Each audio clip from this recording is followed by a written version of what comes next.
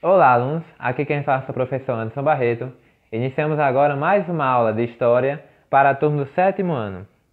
Na aula de hoje, nós vamos entender como foram os antecedentes da Reforma Protestante, ligando à aula passada, onde nós vimos as ideias bases da Reforma Protestante, nós vimos quem foram os seus reformadores, né? Quem foi Calvino, quem foi Lutero, e na aula de hoje nós vamos entender que antes da Reforma Protestante, no século XVI, já existiam, né, movimentos pensadores que criticavam a Igreja Católica, mesmo antes de Lutero, mesmo antes de Calvino.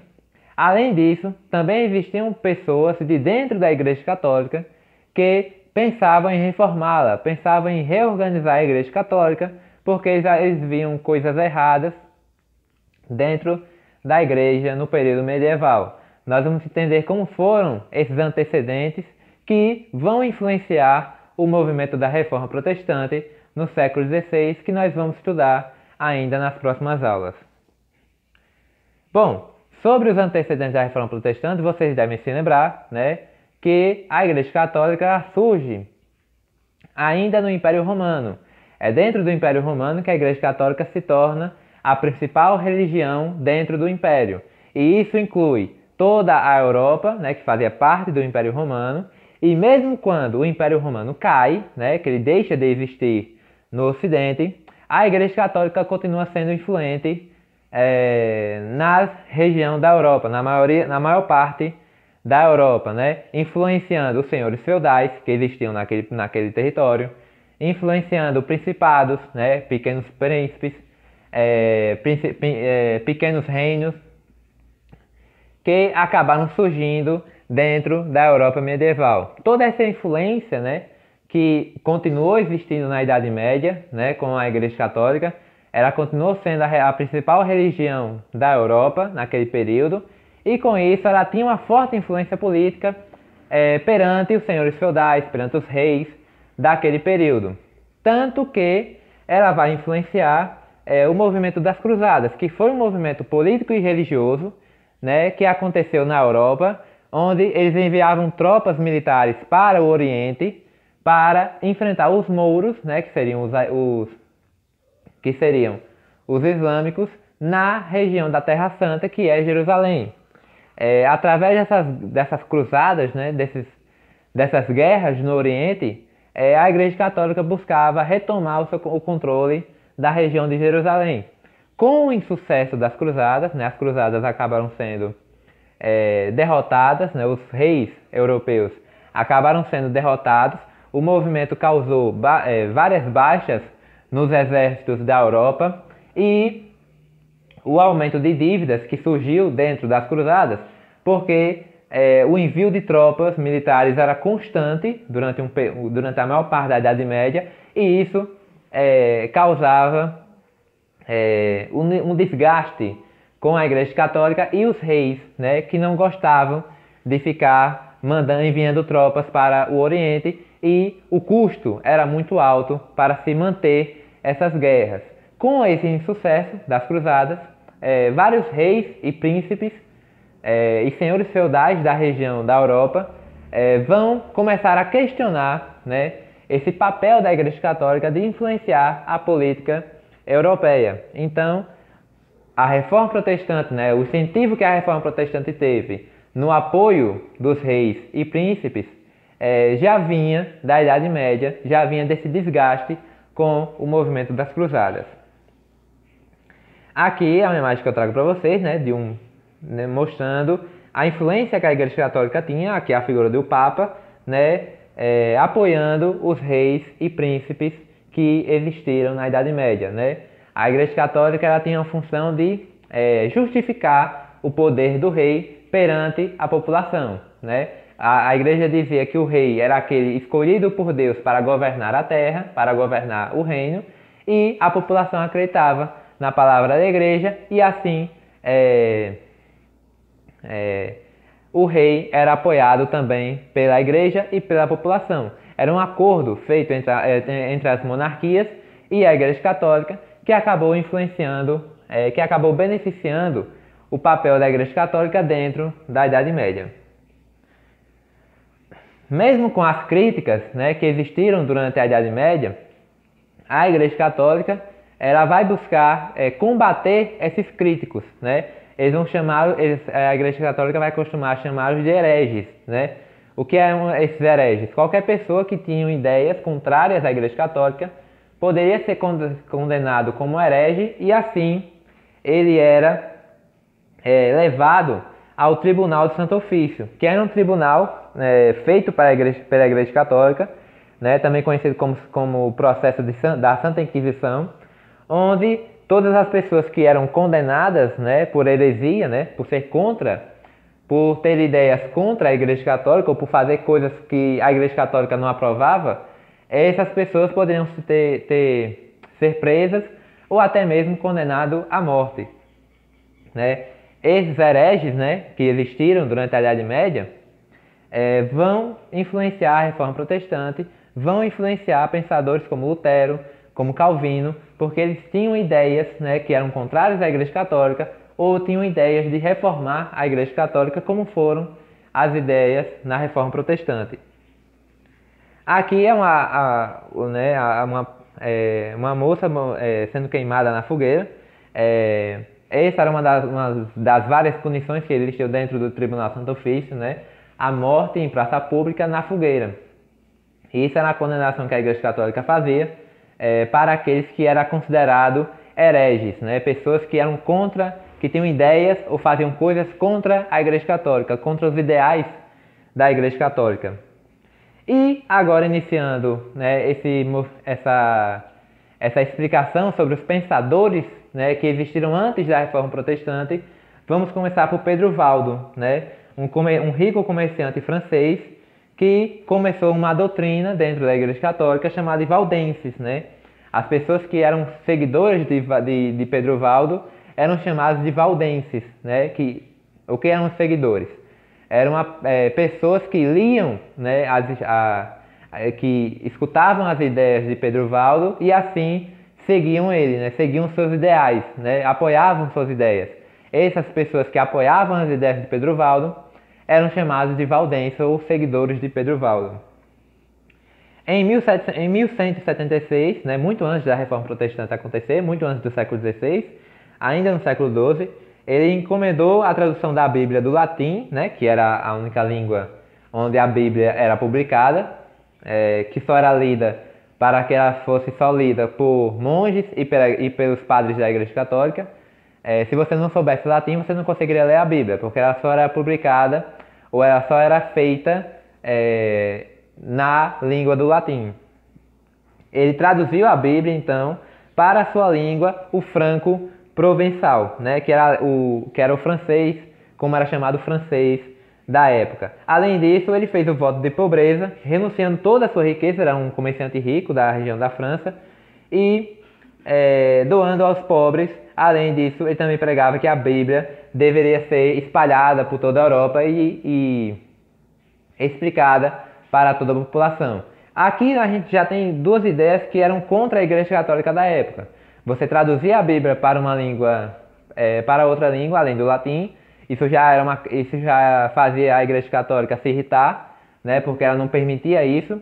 E o voto de pobreza, né, ele criticava então a riqueza e o poder que a Igreja Católica tinha dentro da Idade Média, e ele afirmava que a Igreja Católica deveria ter esse voto de pobreza, né, deveria valorizar essa renúncia aos bens materiais. John Wycliffe também foi outro pensador pré-reforma protestante. Eles dizem que ele foi o precursor, ou seja, Lutero e Calvino, né, se basearam nele, nos escritos dele, para iniciar a reforma. Ele defendia também que a igreja deveria fazer um voto de pobreza, ou seja, deveria renunciar às regalias que ela conseguiu na Idade Média, deveria renunciar à riqueza que ela alcançou dentro da Idade Média e deveria se relutar aos bens materiais. Também defendia que a igreja tinha de se colocar somente diante de problemas religiosos, ou seja, a Igreja Católica não poderia se envolver em problemas políticos, em problemas que envolviam os reis, que envolviam os seus feudais, como por exemplo, financiar ou apoiar o movimento das cruzadas, como a Igreja Católica fez durante a Idade Média. Essas eram as ideias de John Wycliffe e também foram ideias que a Igreja Católica não aceitava ou não concordava, mas ele foi um dos precursores da Reforma Protestante. Ian Hus, né, esse mais contemporâneo ao Lutero, né, Lutero lia as ideias de Ian Hus, ele defendia um fim do luxo da Igreja Católica, mais uma vez, defendia o voto de pobreza, ele defendia que a Igreja não deveria ter toda essa riqueza que ela possuía na Idade Média, né, além dos clérigos, ou seja, padres, bispos, monges, eles não poderiam ter tanta riqueza, tantos bens materiais como eles tinham naquele período. Ele também traduziu a Bíblia para uma outra língua, né? Ele traduziu do latim para o tcheco, que era sua língua. Foi condenado à morte na fogueira, né? Ele foi processado pela Santa Inquisição e foi morto, né? Sendo chamado de herege por ele ter traduzido a Bíblia e por ter ideias contrárias ao pensamento da Igreja Católica naquele período. Vários seguidores dele, né, deram origem então aos movimentos chamados de hussitas, né? De novo, pessoas que liam seus escritos, né, pessoas que apoiavam as ideias de Ian Hus, eram chamados de hussitas e assim seguiam eles. O próprio Lutero, que nós vamos estudar em aulas futuras, ele era um leitor do Ian Hus e também apoiava suas ideias.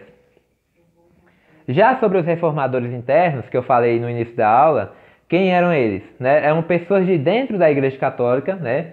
Normalmente bispos, padres, monges, que vão pensar, né? vão idealizar uma reforma dentro da Igreja Católica. Eles não queriam criar uma nova igreja. Eles apenas queriam reformar a Igreja Católica como ela existia. Diferente dos outros que nós já estudamos, que também queriam reformar a Igreja Católica, mas eles eram de fora, né? Eram comerciantes, eram estudiosos, e agora não, eram pessoas de dentro da Igreja Católica que também tinham essa ideia de reformá-la. A Igreja Católica era constantemente acusada de corrupção dentro da Idade Média, né? Muito por causa da cobrança do dízimo, né? Como vocês sabem, a Igreja Católica ela cobrava o dízimo, né? E esse dízimo era considerado muito alto, muito pesado dentro da Idade Média, né? As pessoas não tinham condições de pagá-lo e por causa disso a Igreja Católica ela conseguiu enriquecer durante o período medieval. Muitos religiosos criticavam a postura da Igreja, da instituição, né?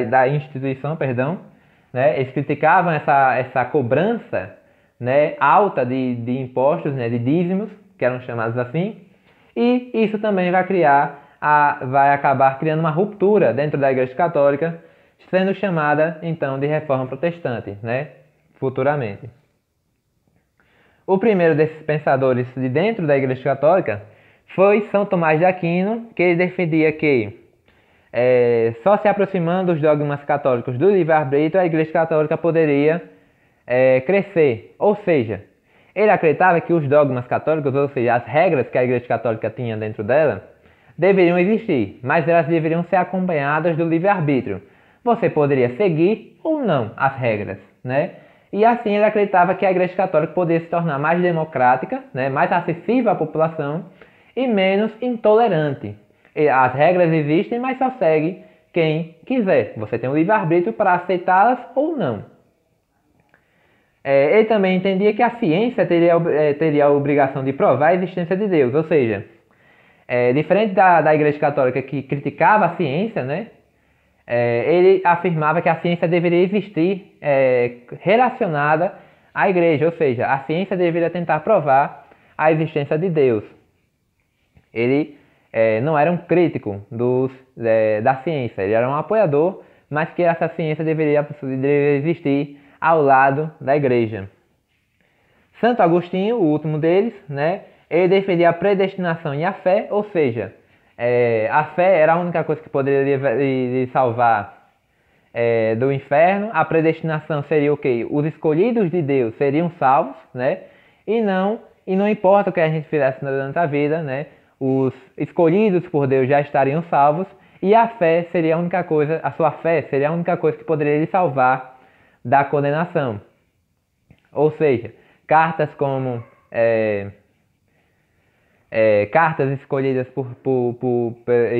pelo bispo não poderiam, né, ou bênçãos feitas pelos bispos ou padres, não poderiam salvar uma pessoa do inferno ou não. É apenas a fé delas que poderia salvá-las.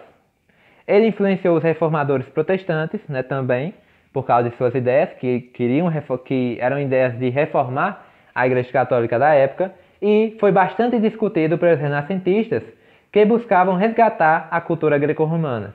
Tanto Santo Agostinho como São Tomás de Aquino foram membros da Igreja Católica, né, de dentro, que estudaram a cultura greco-romana, né, que resgataram essa cultura, e por isso tinham ideias, né, que eram diferentes das ideias da Igreja Católica do período medieval. E por causa disso eles vão ser discutidos, né, pelos reformadores, né, tanto Lutero, tanto Calvino, e pelos renascentistas, né, que estudavam a cultura greco-romana e se baseavam nas ideias de São Tomás de Aquino e de Santo Agostinho. Mesmo Santo Agostinho sendo do século IV, século V, ele foi importante ainda na Reforma Protestante, 1000 anos depois, porque suas ideias eram ideias que ele buscava reformar a Igreja Católica como ele via na época. Bom, essa é a aula de hoje, né, sobre os antecedentes da Reforma Protestante. Vocês podem entender então que a Reforma não foi algo que surgiu do nada, ela vinha sendo construída durante a Idade Média, né, com esses pensadores que nós estudamos agora, e eles vão desembocar, né, eles vão acabar culminando na Reforma Protestante, com Lutero, com Calvino e com Henrique VIII, como nós vamos estudar nas próximas aulas.